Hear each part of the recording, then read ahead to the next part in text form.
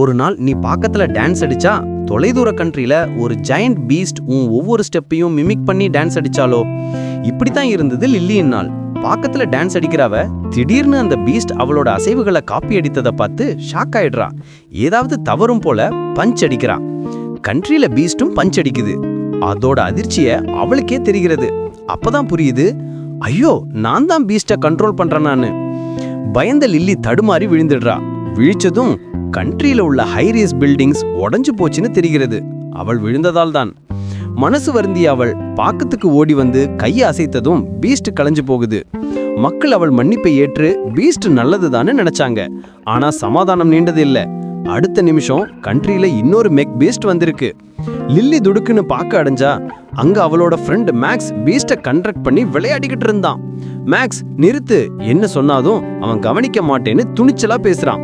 அவன் பீஸ்ட பஞ்ச் அடிக்கிறான். அந்த பீஸ்ட் இன்னொருத்தனை குத்துது. அடுத்தது என்ன நடக்க போறது? Part 2 வேணுமென்றால் like